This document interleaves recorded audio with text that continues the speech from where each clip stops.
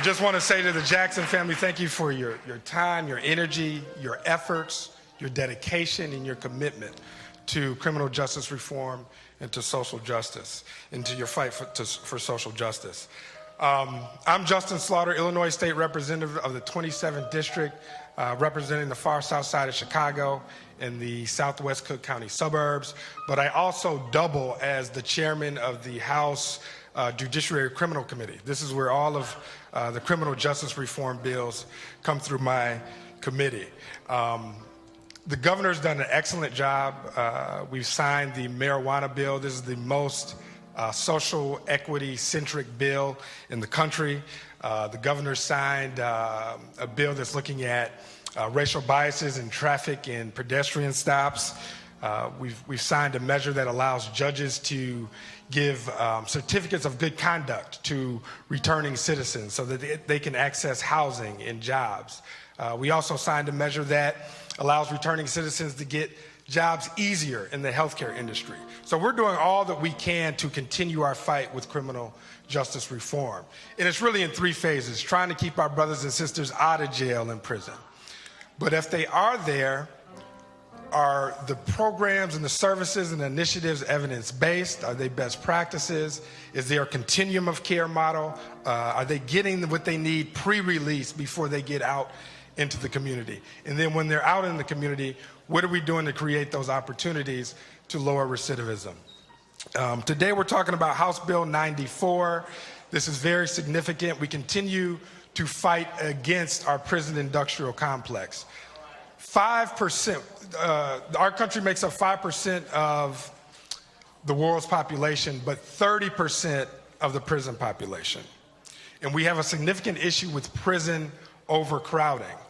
House Bill 94, what it does is it allows people that have gone into the Department of Corrections prior to truth in sentencing, prior to 1998, to be eligible for sentence reductions if they've completed rehabilitative programming or services or treatment within the facility.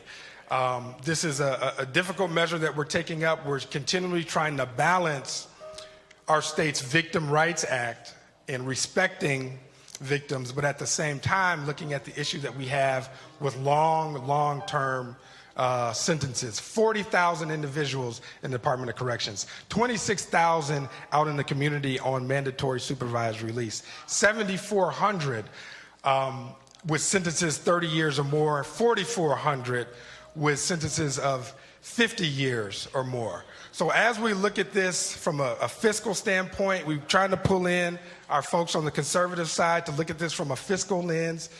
What are we doing to really have use our taxpayer money the right way in terms of rehabilitating our folks? But then also, what are we doing to incentivize and to promote rehabilitative programming? You'd be amazed. I was just out at Statesville the other day. We've got brothers and sisters that are getting bachelor's degrees, master's degrees. There's actually a brother that has a PhD that he got while he's in the Department of Corrections. And so these are the things that we want to continue to look at. We're just planting the seed with this. HB 2620 is our big one that we're going after next. That'll look at the truth in sentencing population. But as we start to continue to push with criminal justice reform, we want to look at these long-term sentences. What's been at the forefront right now is our felony murder rule. 5 teenagers that were up in Lake County are being charged with murder even though they didn't commit the murder. You can be charged and convicted of murder in our state even if you don't commit or intend to commit the murder. So a lot on our plate. We're going to keep on pushing. This is a collaborative effort. I want to thank all of you all for your time and energy and dedication, and let's keep on moving forward.